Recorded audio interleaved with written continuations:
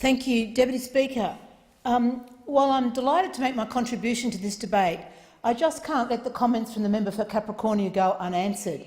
I'm a great supporter of infrastructure and know how important it is in our regions. And I understand the member for Capricornia is a really hard-working, sincere member of parliament. But what we need in this national strategy is real wins on the ground. And while many of the things that she says might be true in Queensland, certainly in my electorate of Victoria, my electorate of North East Victoria, we have a real problem. And I'd be calling on my colleagues in the National Party, many of whom are in the House today, to really seriously work with their Liberal colleagues on developing a strategy for rural and regional Australia that addresses the real and significant problems that we're experiencing. Let me just talk, for example, about some of the statistics in North East Victoria, and I'll talk about my major towns of Wodonga and Wangaratta, statistics provided by Beyond Housing, which is a community housing authority. They saw more than 2,700 people in the last year. 52% women, 42% were families, 136 people in Wodonga and Wangaratta were sleeping in the open, in a tent or in a car. And I think if you add that to the story we've just heard about Denison, we're not making this up. These are people without housing, in the cold, in winter. So there's a real problem in my electorate, and I'm really pleased to be part of this debate today. And I did hear the minister speak, and if he thinks he's doing enough, he's absolutely being deluded. And I'm here as a crossbench, not a member of the opposition. My job here is to speak for my electorate and to try and make the government's programs better. And to support what I'm saying, I've got some research that's been done by La Trobe University, housing affordability and homelessness in the Hume region of Victoria, which I'd like to address. But I'd also like to finish on a very positive note, because as is tradition in our country areas, and certainly in my electorate, my community is actively acting and doing something about this housing crisis. And I'd like to finish briefly with reference to a forum that was held in Yackandandah 2 weeks ago to do something locally about this problem. So in the La Trobe study, they're telling us that housing affordability and homelessness are significant right across Australia, and they've got the data.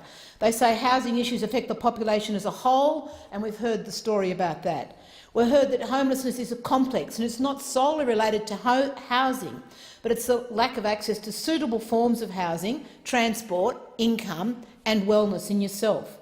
And the absence of current policies targeting housing affordability and homelessness at both the Commonwealth and state level is problematic, says La Trobe University. Totally independent and a very factual report on what we're trying to deal with. So I encourage my colleagues in the National Party to have a read of this La Trobe report and pay some attention to it.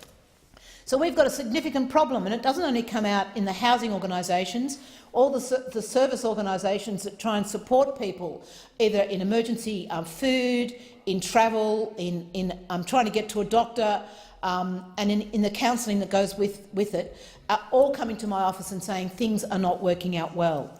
So, significant problem. But I'd like to spend a few minutes of my time talking about what my community is doing that. So 2 weeks ago in Yackandandah, 120 people turned up for an Innovating Housing Forum to look at how small rural communities can do something about what's actually happening in our community. And they had a fantastic day with attendees from Benalla, Wangaratta, Wodonga, Toolangatta, Mount Beauty and even Melbourne people visiting.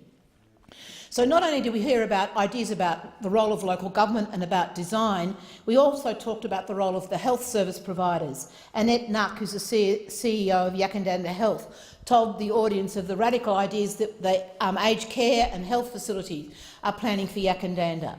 So what's really clearly evident is our people, our communities want to be part of the solution.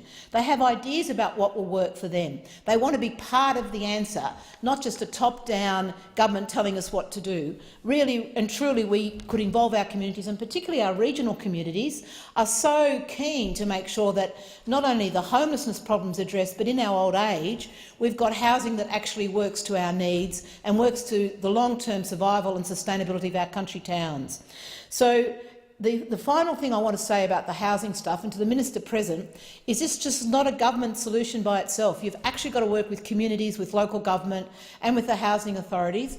And clearly, with the backbench and the crossbench so strongly here, what you're doing is not working. And it's certainly not working in my area of regional Australia.